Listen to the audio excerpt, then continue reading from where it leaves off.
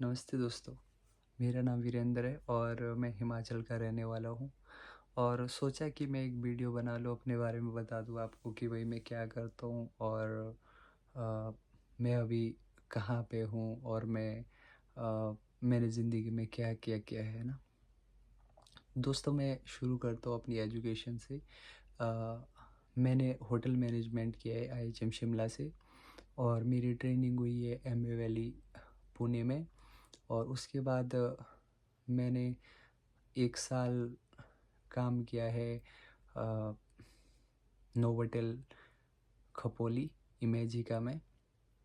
उसके बाद मैंने अप्लाई किया था कुवैत के लिए। फिर मैंने कुवैत में 5 साल जॉब किया और वहाँ पे मैंने पिज़्ज़ा हट में काम किया एज ए टीम मेंबर। और शायद 1-2 महीना एज ए शिफ्ट मैनेजर भी काम किया था वहाँ पे। और उसके बाद मैंने अप्लाई किया था कनाडा के लिए। तो कुछ लोग बोले कि आप जब कनाडा आए थे तो कहाँ से अप्लाई किया, कैसे किया? तो मैंने ऑनलाइन अप्लाई किया था। एक एजी इमिग्रेशन नाम की कंसल्टेंसी थी, उससे मैंने अप्लाई किया था और मैं एज ए LMI यहाँ पे काम कर रहा हूँ। उसके बाद मैं आया था यहाँ पे कनाडा में 2024 में मई 27 को। तो मैं यहाँ पे 1 साल से कर रहा हूँ काम यहाँ पे। तो यहाँ पे भी मैं पिज़्ज़ा हट में ही काम करता हूँ।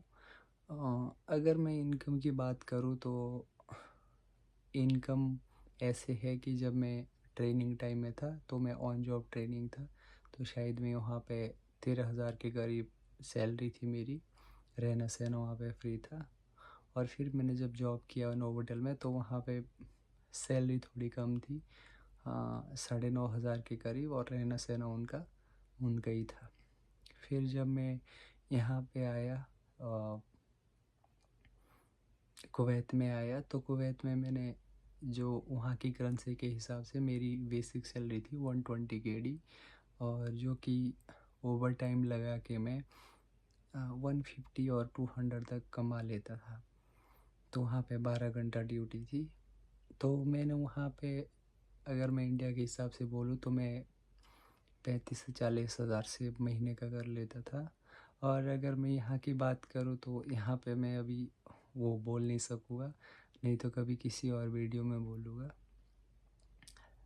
ज़िंदगी बहुत ही अ, अकेली गुजरी है इन 6-7 सालों में, क्योंकि आपको पता ही है जब आप एब्रॉड लाइफ में होते तो आपको बहुत कुछ फेस करना पड़ता है चीज़ों को।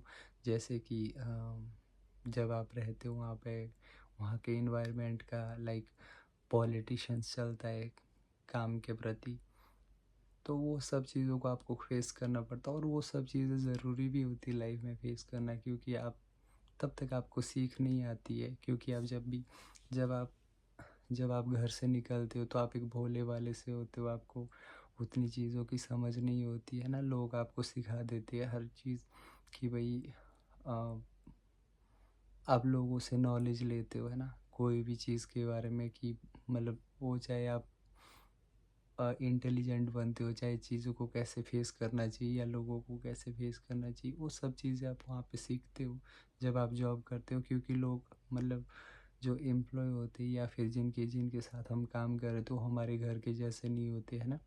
तो जो भी लोग होटल मैनेजमेंट कर रहे हैं या फिर किसी भी फील्ड में आ रहे हैं, आपको प्रिपेयर होके आना पड़ेगा। क्योंकि बाहर और जहाँ पे आप जॉब कर रहे हो वहाँ पे घर जैसा इन्वायरमेंट नहीं मिलता है आपको। वहाँ पे लोग होते हैं, वहाँ पे आपको लोगों की तरह ट्रीट करते। तो आप इस चीज़ के लिए प्रिपेयर होइए। आपको बहुत सारी चीज़ें फेस भी करनी पड़ेगी और आपको सीखने को भी मिलेगा। अगर आप इम्प्रूवमेंट की बात बोले तो मैंने बहुत कुछ इम्प्रूवमेंट किया है अ, इस इंडस्ट्री में आके, जब से मैंने होटल मैनेजमेंट किया है। जब मैंने होटल मैनेज जॉइन किया था तो मेरा कॉन्फिडेंस लेवल बिल्कुल भी नहीं था। और मैं एक सरकारी स्कूल से पढ़ा लिखा हूँ, और जहाँ पे टीचर भी लाइक होते ही नहीं थे, दूसरे दूसरे सब्जेक्ट का दूसरा पढ़ाता था। तो मैं इस तरह से अ, आया हूँ। और मैं आप समझ सकते हो कि बिल्कुल ही मैं नॉर्मल स्कूल से पढ़ाई किया हूँ। अ, आप मेरे जैसे लोग बहुत सारे भी ऐसे होंगे जो बिल्कुल नॉर्मल स्कूल से आए होंगे। सरकारी स्कूल तो ठीक है, बट वहाँ पे टीचर्स नहीं होते थे, है ना। तो अगर मैं इतना सब कुछ करने के बाद अगर मैं यहाँ पे पहुँचा हूँ कनाडा जैसी जगह पे, मतलब जहाँ पे बिल्कुल भी इंग्लिश नहीं होती है ना, तो आप सब लोग भी कर सकते हैं, जो आने वाले लोग हैं ना, जो होटल मैनेजमेंट कर रहे हैं या फिर कोई किसी चीज़ से कुछ कर रहा है ना।